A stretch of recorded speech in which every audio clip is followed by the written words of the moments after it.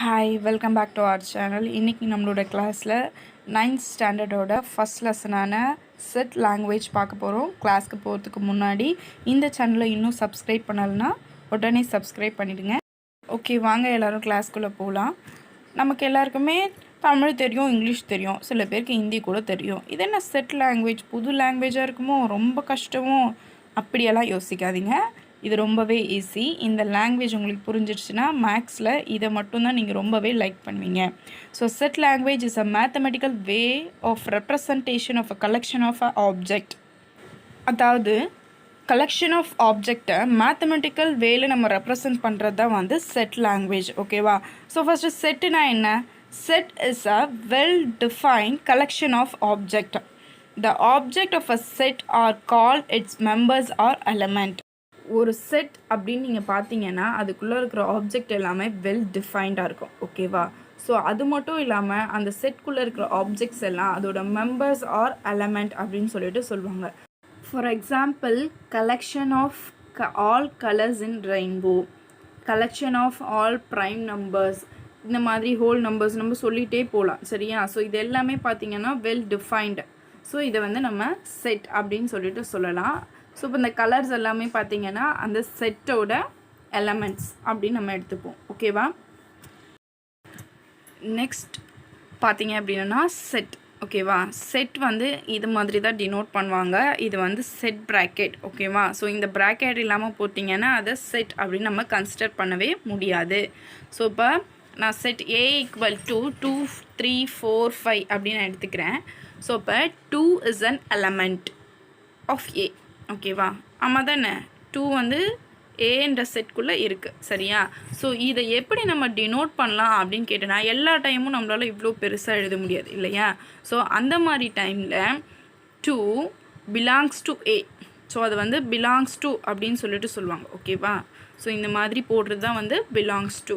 So 2 is an element of A அப்படின்றது தான் இதோட மீனிங். ஓகேவா? அதே மாதிரி பாருங்கள், 3 is an element of A. அது அப்போ எப்படி எழுதுவோம் நம்ம? 3 belongs to A.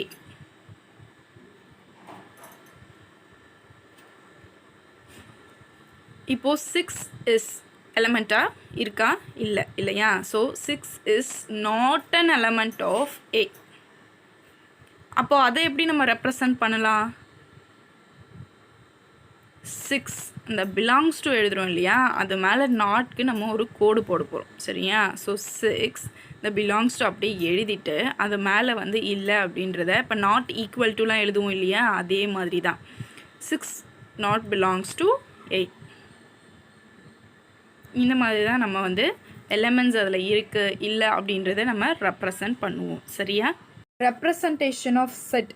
Representation of set அப்படின்னு எடுத்துக்கிட்டிங்கன்னா ஒரு 3 ஃபார்மேட்டில் நம்ம செட்டை வந்து ரெப்ரசன்ட் பண்ணுவோம். சரியா? ஸோ அதில் ஃபஸ்ட்டு ஃபார்ம் என்ன அப்படின்னு பார்த்தீங்கன்னா டிஸ்கிரிப்டிவ் ஃபார்ம்.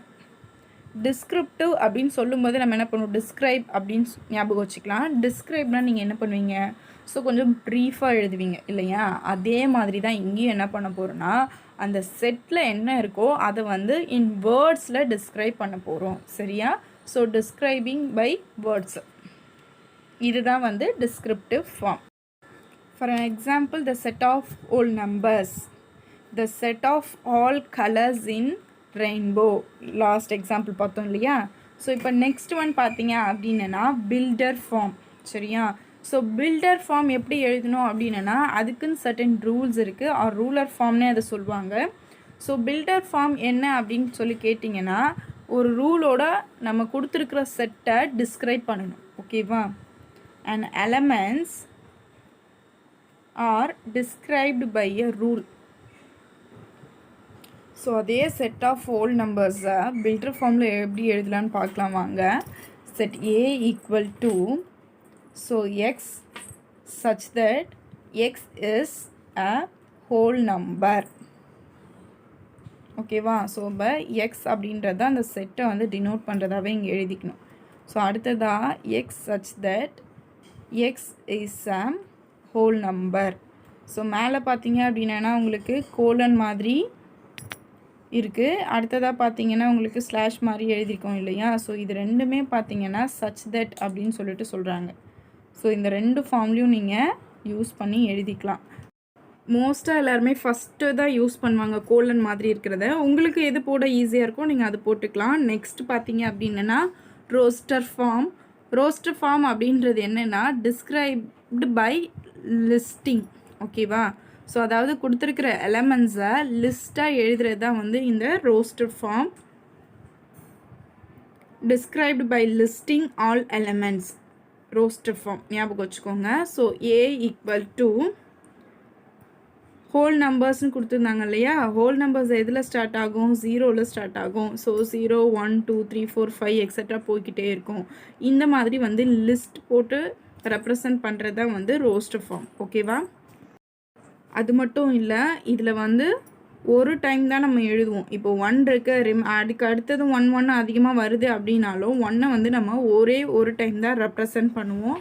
ஃபார் எக்ஸாம்பிள் பாருங்க, அசஸ்மெண்ட் அப்படின்னு எடுத்துக்கிறேன். ஸோ அசஸ்மெண்ட்டில் எஸ் ஒரு டைம் தான் போடணும். அடுத்து எஸ் ஆல்ரெடி நம்ம போட்டிருக்கோம். அடுத்து யும் ஆல்ரெடி போட்டிருக்கோம். அடுத்ததாக டி. சரியா? ஸோ இந்த வேர்ட்ஸை வச்சு தான் நம்ம, இந்த லெட்டர்ஸை வச்சு தான் இந்த வேர்டை நம்ம எழுதியிருக்கோம் இல்லையா? அதை மட்டும் நம்ம எழுதினாலே போதும். இதுதான் வந்து ரோஸ்டர் ஃபார்ம். சரியா? ஸோ இப்போ எக்ஸசைஸ் 1.1 போயிடலாம். இந்த எக்ஸசைஸ் பார்த்தீங்கன்னா உங்களுக்கு ரொம்பவே ஈஸியாக இருக்கும். இந்த ரெப்ரசன்டேஷன்லாம் நீங்கள் ஞாபகம் வச்சுக்கிட்டீங்க அப்படின்னாலே இந்த எக்ஸசைஸை ஈஸியாக ஃபினிஷ் பண்ணிடலாம். செகண்ட் சம் பார்த்தீங்க அப்படின்னா உங்களை கொடுத்துருக்குற செட், அதாவது வேறு ஃபார்மில் கொடுத்துருக்காங்க. அதை வந்து உங்களை ரோஸ்டர் ஃபார்மில் எழுத சொல்லியிருக்காங்க. ஸோ இதில் பில்டர் ஃபார்ம், அப்புறம் டிஸ்கிரிப்டிவ் ஃபார்ம் அந்த மாதிரி கலந்து கொடுத்துருக்காங்க. அது எல்லாத்தையும் வந்து நீங்கள் ரோஸ்டர் ஃபார்மில் எழுதணும். ஃபஸ்ட்டு ரோஸ்டர் ஃபார்ம்லாம் என்னென்னு ஞாபகம் இருக்குது இல்லையா? அதாவது எலமெண்ட்ஸை நம்ம லிஸ்ட்டாக எழுதணும். சரியா? அதுதான் வந்து ரோஸ்டர் ஃபார்ம். இங்கே ஃபஸ்ட்டு பார்த்தீங்கன்னா இந்தியா அப்படின்னு கொடுத்துருக்காங்க. இதை ஜஸ்ட்டு அப்படியே நம்ம என்ன பண்ணுவோம், என்னென்ன லெட்டர்ஸ் இருக்குது அப்படின்றத நம்ம எழுதிடுவோம். ஸோ ஃபஸ்ட்டு INDA,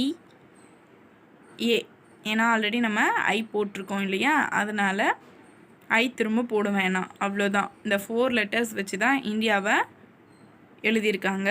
அதை அப்படியே எழுதிட்டோன்னா அவ்வளோதான். சரியாம்மா? இதே மாதிரி மற்ற எல்லா சம்ஸையும் வந்து நீங்கள் ஃபினிஷ் பண்ணிடுங்க. அடுத்து 4th சம் பார்த்தீங்க அப்படின்னா, represent the following in roster form. A equal to the set of all even natural numbers less than 20.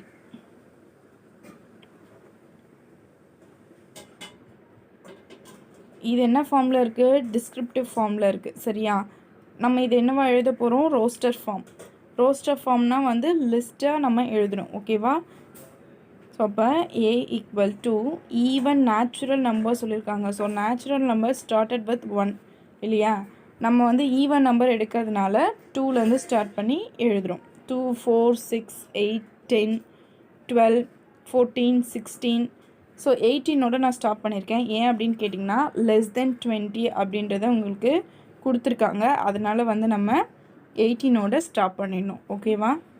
So இந்த மாதிரி தான் கொடுத்துருக்கிற டிஸ்கிரிப்டிவ் ஃபார்ம்லேருந்து நம்ம ரோஸ்டர் ஃபார்முக்கு கொண்டு வரணும். ஸோ இதுக்கு அடுத்ததாக ஒரு சம் பார்க்கலாம்.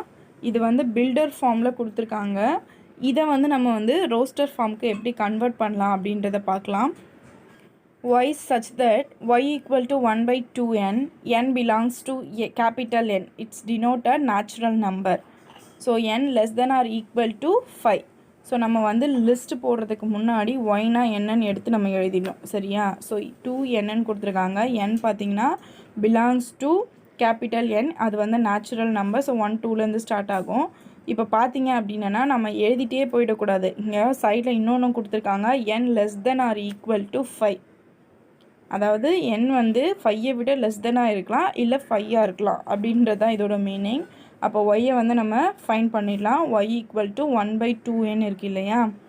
ஸோ அப்போ என்னுக்கு பதிலாக 1, அப்புறம் 2 3 4 5 அப்படின்னு நம்ம சப்ஸ்டியூட் பண்ணி நம்ம வந்து அதை சிம்பிளிஃபை பண்ணி வச்சுக்கலாம்.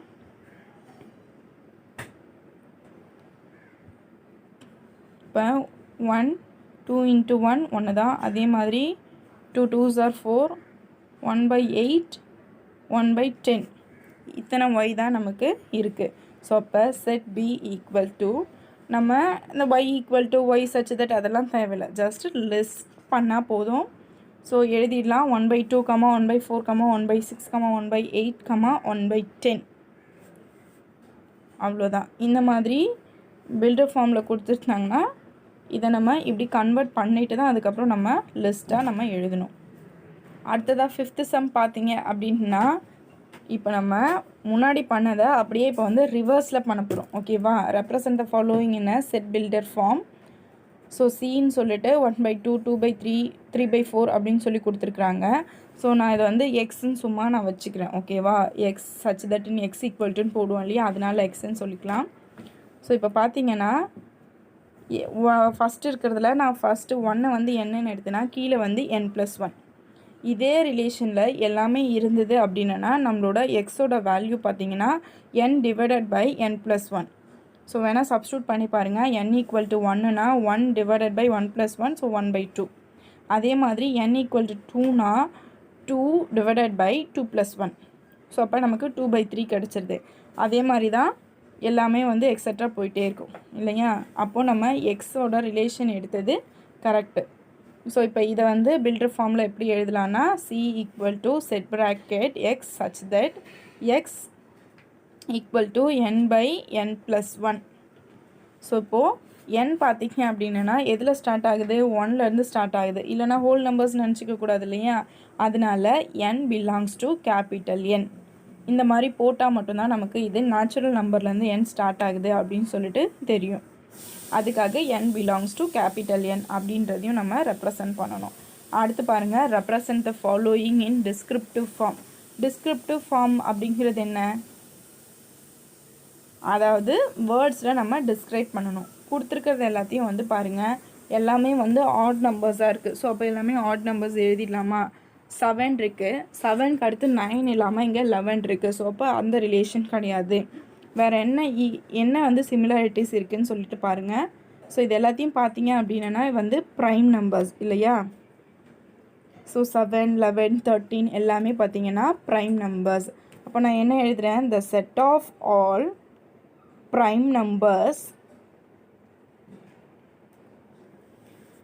இங்கே வந்து ஸ்டார்டிங்லேயே ப்ரைம் நம்பர்ஸ் பார்த்தீங்கன்னா உங்களுக்கு 2லேருந்து ஸ்டார்ட் ஆகும். பட் இங்கே பார்த்தீங்கன்னா 2 இல்லை. அப்போது பிட்வீன் நம்ம ஒரு இன்டர்வல் வச்சுக்கலாம். சரியா? அதாவது 7க்கு முன்னாடி இருக்கிற ப்ரைம் நம்பர் 5, அடுத்ததாக 29க்கு அப்புறம் இருக்கிற prime number 31. So between 5 and 31 அப்படின்னு நீங்கள் டிஸ்கிரைப் பண்ணிங்கன்னா உங்களுக்கு ஈஸியாக இருக்கும்.